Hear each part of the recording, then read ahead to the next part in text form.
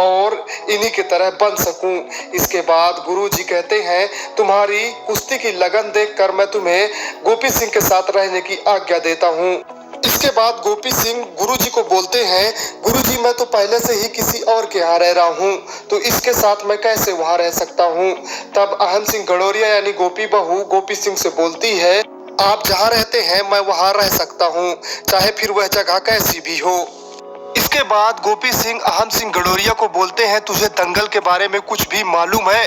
तब गुरुजी गोपी सिंह को बोलते हैं कि मुझे इसका पत्र आया था, यह राजकोट के अखाड़े से है। इसके बाद गोपी काका अहम सिंह गडोरिया को देखते हुए बोलते हैं, इसे देखकर तो नहीं लगता कि यह कभी अखाड़ा गया है, और गुरुजी मुझे तो यह लगता है कि यह आदमी झूठ बोल रहा है। तब अहम सिंह गडोरिया गोपी सिंह से बोलता है कि मैं झूठ कभी नहीं बोलता। तभी वह अखाड़े में खड़े लोग बोलते हैं, अगर तुम झूठ नहीं बोलते हो तो तुम गोपी सिंह के साथ दंगल लड़ लो।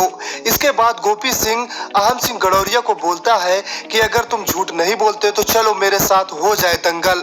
इसके बाद गोपी बहू यानी कि अहम सिंह गडोरिया सोच में पड़ जाता है कि मैं अहम जी के साथ कैसे दंगल लड़ सकता हूँ।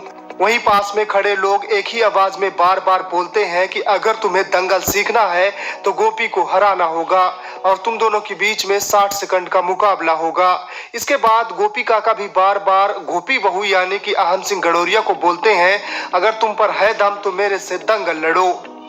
वही गोपी बहू बार बार यह सोचती है कि अहम जी तो कुश्ती में मास्टर हो गए हैं, मैं इनको कैसे हरा सकती हूँ। वही गोपी बहू अखाड़े में जाने से पहले घर में एक बार कुश्ती के वीडियो देख कर जाती है। वही गोपी सिंह के बार बार कहने पर अहम सिंह गडोरिया यानी कि गोपी बहू कुश्ती लड़ने के लिए तैयार हो जाती है। इसके बाद अहम सिंह गडोरिया और गोपी सिंह मैदान में कुश्ती लड़ने के लिए जाते हैं। वही दूसरी तरफ गहना घर में खाना पका रही होती है।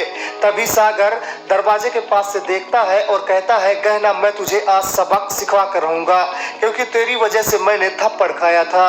और जैसे ही सागर गहना के पास आने वाला होता है तभी वह जमुना आ जाती है और इसके बाद सागर लौट जाता है। इसके बाद जमुना गहना को बोलती है कि जब तुम अनंत को खाना देना तो तुम उसके पास रहना। इसके बाद गहना बोलती है, जैसा आप बोले माँ जी। वहीं दूसरी तरफ अहम सिंह गडोरिया और गोपी सिंह के बीच कुश्ती जोरदार होती है और कुश्ती के आखिरी क्षण में अहम सिंह गडोरिया कुश्ती हारने ही वाला होता है कि तभी वहां गहना आ जाती है और गोपी सिंह को बुलाती है गोपी काका, और गोपी सिंह का ध्यान गहना की तरफ चला जाता है।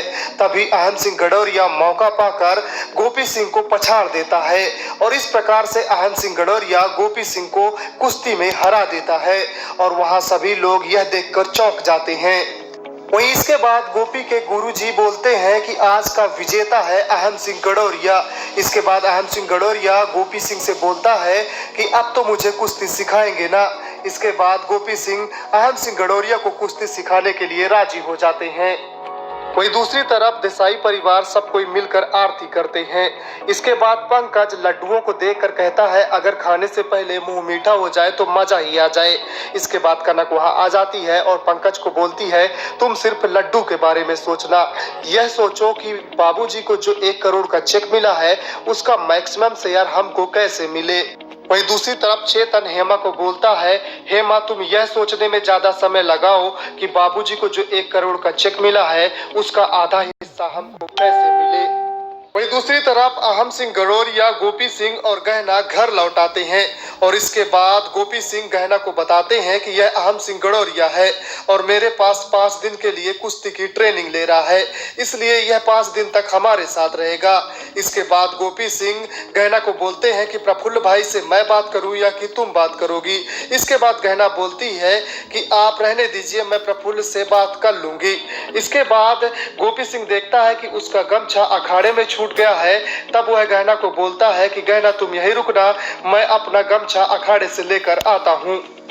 वहीं दूसरी तरफ देसाई परिवार एक साथ मिलकर खाना खा